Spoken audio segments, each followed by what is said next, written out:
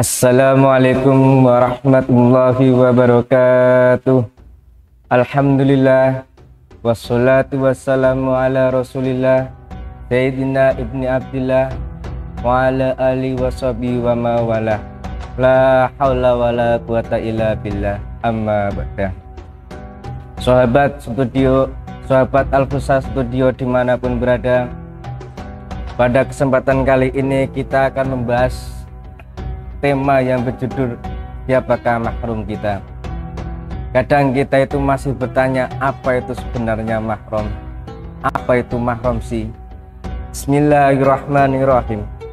Dalam kitab Fathul Qorib itu dijelaskan bahwasanya wal mahrumatu ay mahrumu nikahuhunna binasai arba'u asyarah. Jadi yang dinamakan mahrum adalah orang yang tidak boleh kita nikahi. Dalam artian adalah orang yang mempunyai hubungan dengan kita, di mana hubungan itu sampai menyebabkan kita tidak bisa menikahinya. Para ulama itu membuat istilah bahwasanya orang-orang inilah yang dinamakan mahrum.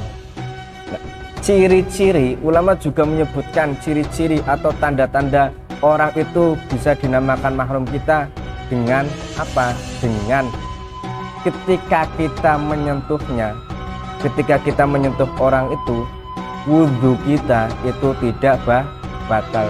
Jadi ketika kita dalam keadaan wudhu, status kita dalam keadaan wudhu, setelah itu kok kita menyentuh orang itu, nah wudhu kita kok tidak batal, maka orang itu dinamakan mahrum kita. Nah, dalam kitab Fathul Qorib ini mahrum itu dengan nas Al-Quran, yaitu hurimat alaikum ummahatukum wa banatukum wa akhawatukum wa ammatukum al-ayah. Surat An-Nisa ayat 23. Nas Al-Quran ini dibagi menjadi 14. Jadi tendensi dari nas Al-Quran ini, mahrum kita itu dibagi menjadi 14. Yang pertama itu faktor bisa babi nasbi, dengan sabab yang berupa nasab. Jadi faktor utama yang sering kita pahami adalah mahrum itu dengan nasab. Memang benar itu mahrum dengan nasab. Salah satunya adalah ibu. Jadi yang pertama mahrum kita dengan nasab adalah ibu. Kedua putri kita. Ketiga saudara perempuan kita. Keempat itu adalah bibi dari ayah. Kelima bibi dari ibu. Keenam adalah ponakan dari ibu. Yang ketujuh adalah ponakan dari bapak. Ini menurut ulama oke. Tapi kalau menurut orang-orang Jawa, mahrum dengan nasab itu cuma dibagi menjadi 5. Kenapa?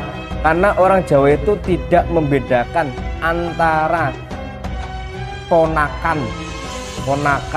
antara bibi, baik dari ayah atau ibu. Pokok ya lek wong Jawa ini, pokok lek iki ponakan ya wis iki jenenge ponakan, enggak mandang iki ponakan kok bapak apa kok ibu. Bibi juga kayak gitu.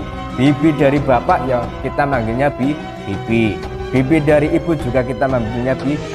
Jadi kalau istilah Jawa itu mahrum dengan nasab atau mahrum dengan gen, dengan keturunan, itu cuma dibagi menjadi 5. Terus kemudian yang kedua adalah dengan sebab rodok. Rodok itu adalah tunggal susuan.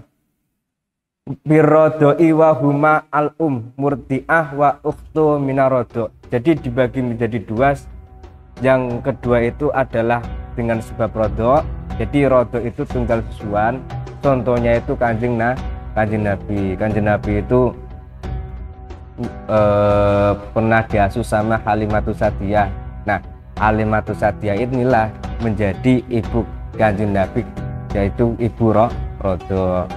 Terus yang kedua adalah ukhtu rodok. Ukhtu rodok itu saudara perempuan kita dari satu air ASI. Yang ketiga itu ialah musogharoh, dengan sebab berupa besan atau mara tuwa. Cara basa Jawa niki mara tuwa. Musyawarah itu siapa saja? Yang pertama adalah ibunya istri kita. Ibunya istri kita. Jadi ketika kita menikah, saya terima nikahnya Fatimah bin Ruslan. Seketika itu juga ibunya Fatimah itu menjadi mahram kita. Otomatis ketika kita memegang tangannya ketika mau dicium itu wudhu kita tidak batal. Yang kedua itu Robibah idza dakhala bi ummi. Yang kedua itu Robibah, syaratnya ada syaratnya yaitu dukhulul ummi. Jadi ketika kita maksudnya itu begini, jadi ada seorang yang sudah janda, orang yang sudah janda yang pernah menikah itu kan statusnya itu kan sudah tidak bikir lagi ya, sudah janda. Nah ketika kita menikahinya kok dia itu punya anak, itu anaknya belum menjadi mahram kita, terkecuali kita sudah dukhul atau berhubungan intim dengannya. Ketika sudah berhubungan intim dengannya, maka itu sudah menyebabkan mahram. Terus lagi ibunya bapak. Yang terakhir ialah ibunya anak laki-laki. Jadi kesimpulannya ialah semua orang ya yang mempunyai hubungan dengan kita, yang mana hubungan itu menyebabkan kita itu tidak boleh menikahinya dengan jalur nasab, dengan faktor nasab, atau dengan faktor satu air ASI, atau dengan faktor besanan, maka itu dinamakan mahram. Karena ada hubungan yang selain itu sehingga kita itu bisa menikahinya. Contohnya itu sahabat atau teman, sahabat itu ada hubungan. Kita itu punya hubungan dengan sahabat, dengan teman, akan tetapi kita itu tetap bisa menikahinya. Otomatis ketika hal demikian, maka orang itu atau sahabat kita itu tidak dinamakan mahram. Terus lagi istri. Nah kita itu sering banget itu salah kaprah, kelupaan. Istri itu bukan mahram. Kenapa? Karena hubungannya istri itu dengan adanya nikah. Ketika nikahnya itu tidak ada atau batal atau kita cerai, otomatis dia itu menjadi orang lain. Beda halnya dengan ibu, karena dengan jalur nasab sampai kapanpun itu akan menjadi ibu sampean, karena tidak ada yang namanya hubungan jadid baru. Kalau nikah itu ada hubungan jadid baru, bisa babi nikah. Makanya ketika kok sampean punya istri, sudah nikah, punya istri, kemudian kok punya anak, istri sampean berantem sama anak, maka yang pertama yang dibela adalah anak. Kenapa? Karena anak yaitu anak saya, anak istri sampean juga.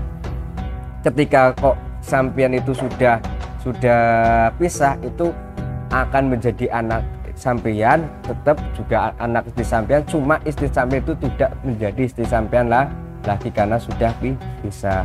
Jadi tema pada malam ini itu adalah siapa mahram kita, jawabannya itu adalah orang-orang tadi itu.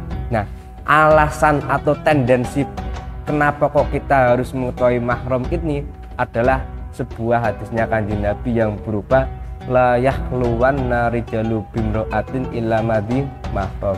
Seorang laki-laki itu tidak boleh khalwah, tidak boleh bersepi, tidak boleh ke tempat yang sunyi sepi dengan perempuan kecuali disertai mahram. Nah, dari situlah akhirnya kita wajib mengetahui mahram kita.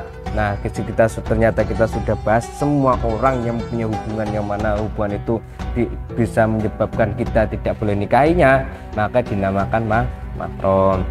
Sekian dari kami, banyak kurangnya mohon maaf. Ihdinas siratal mustaqim. Assalamualaikum warahmatullahi wabarakatuh.